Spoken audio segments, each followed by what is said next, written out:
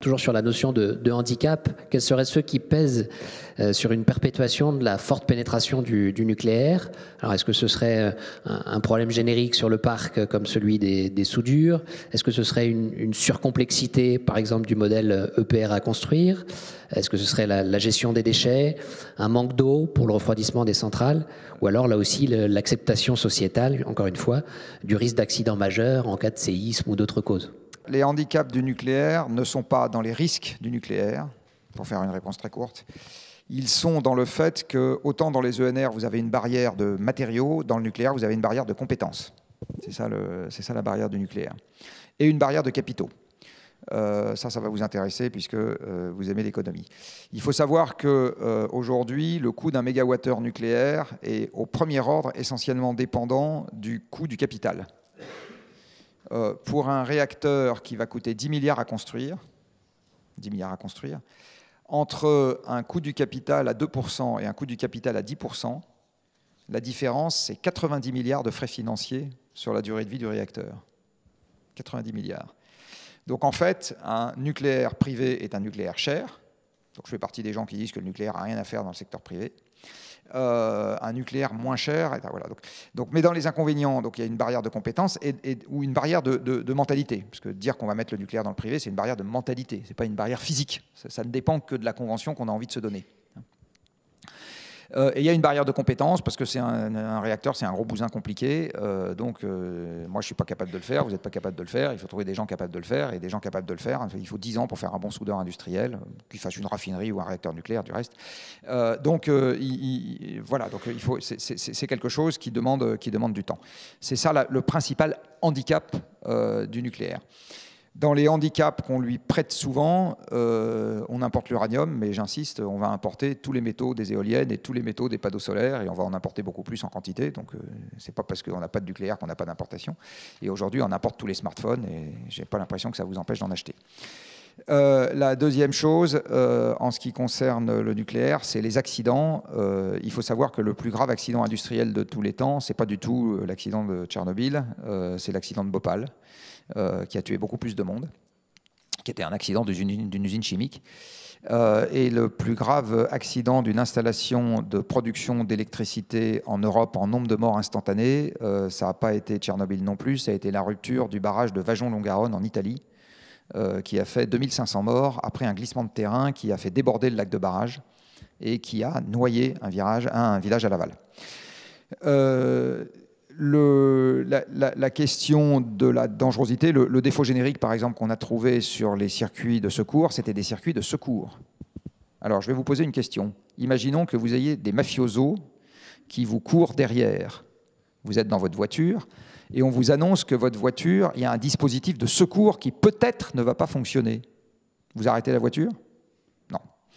Donc là, ce que je viens de vous donner comme exemple, c'est le fait que l'ASN, telle qu'elle est bigornée aujourd'hui, n'a pas le mandat d'arbitrer entre le risque de continuer l'exploitation et le risque d'arrêter l'exploitation.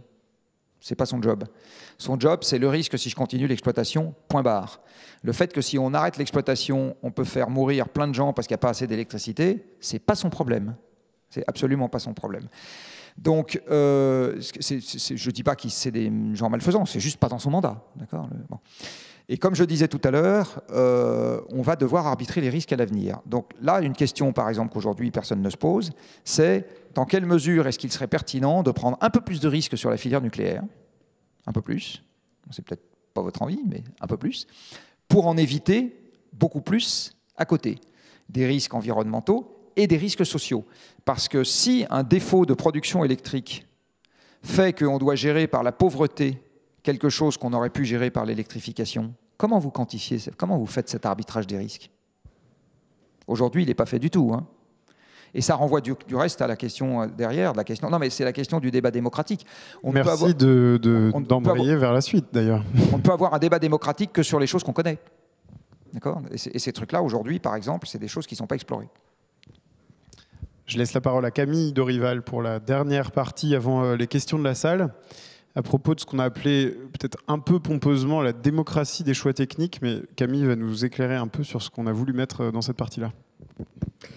Oui, alors effectivement, c'est la question du choix des solutions techniques et de la place qui est laissée aux citoyens dans ces choix. On constate un décalage assez important entre les aspirations qui peuvent être exprimées par les citoyens et puis les actions qui sont mises en œuvre par leurs représentants.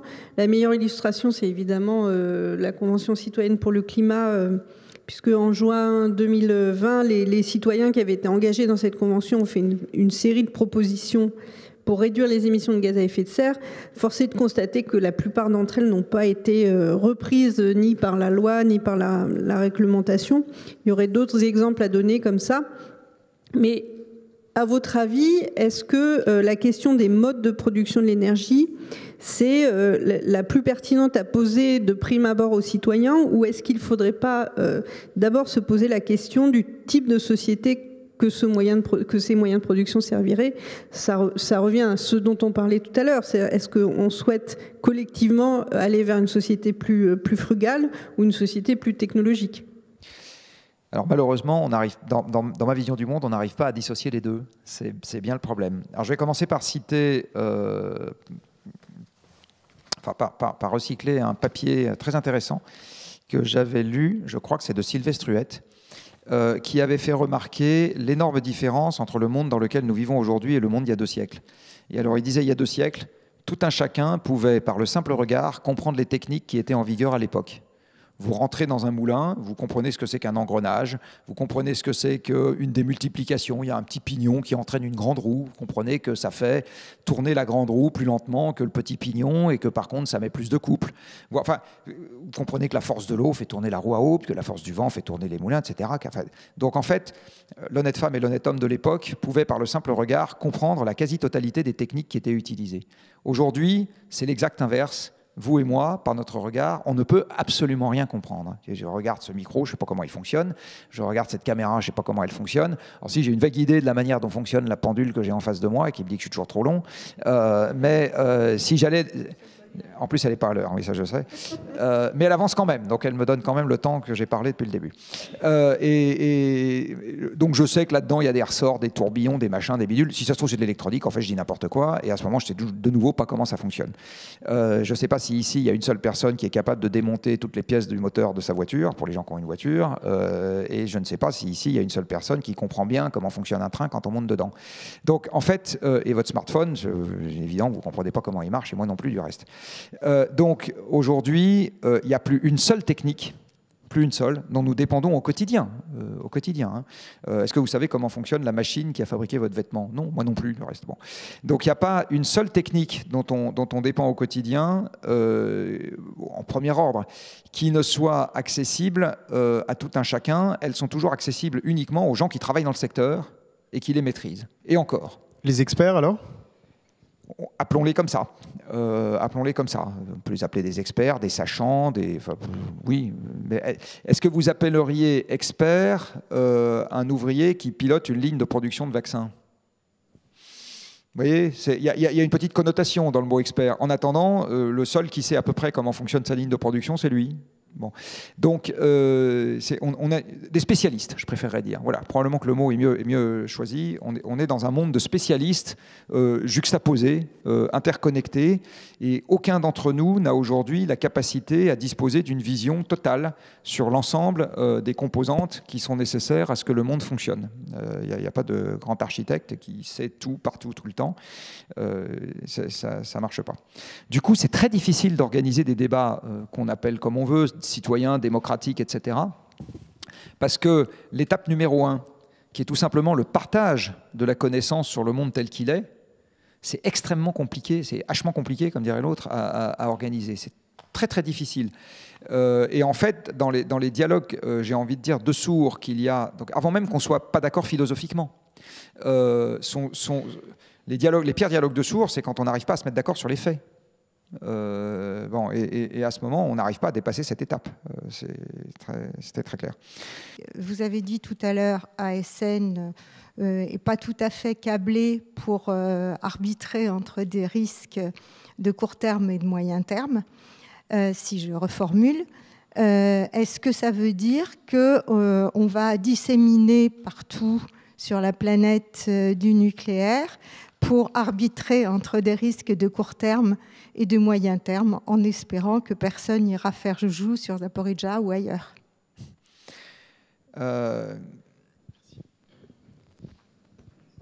Aujourd'hui, quand vous regardez les pays qui ont du nucléaire, à peu près 80, alors j'avais regardé il y a quelques années, mais c'est toujours aujourd'hui, 90% du parc nucléaire actuel se trouve dans des pays, 90% des centrales à charbon actuelles, c'était ça mon calcul, se trouvent dans des pays qui ont déjà du nucléaire aujourd'hui. Donc en fait, il n'y a pas besoin de sortir des pays qui ont déjà du nucléaire aujourd'hui pour traiter l'essentiel du problème du charbon existant. Parce qu'en fait, c'est ça le sujet. Hein. Le nucléaire, qu'est-ce que ça traite? Ça traite le charbon existant. Ça permet d'avoir toujours de l'électricité en remplaçant des combustibles fossiles. C'est ça le sujet.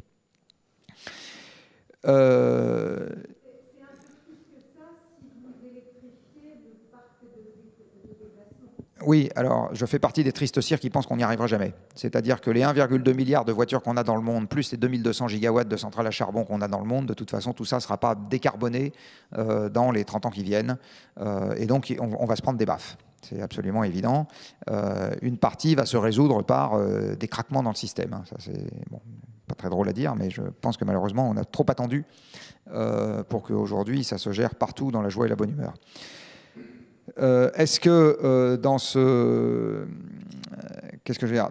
Du coup, dans ce contexte-là, un certain nombre de pays sont en train d'essayer d'en faire. La Chine est le pays qui, de loin, en construit le plus aujourd'hui. Ensuite, vous avez les Russes qui ont un gros carnet de commandes, alors une partie chez eux, une bonne partie à l'étranger. Dans les pays occidentaux, c'est beaucoup moins... La grande vague, elle est passée dans les années 70, 80, 90 en France. Depuis, il n'y a pas eu grand-chose de significatif. Le fait de recommencer, en fait, c'est la question qui a été posée tout à l'heure. Le fait de recommencer est un truc qui est raisonnablement long. Donc, de toute façon, je ne pense pas qu'on va voir des centrales nucléaires absolument partout pousser comme des champignons demain matin. C'est pas ça qui est en train de se préparer. Mais ce n'est pas nécessairement une bonne nouvelle parce que, je le redis, aujourd'hui, on continue. Vous savez, cette année, on va encore battre un record d'émissions de gaz à effet de serre. Donc la réalité de ce qui est en train de se passer en ce moment, c'est qu'on continue à être massivement dépendant des combustibles fossiles, y compris dans la génération électrique.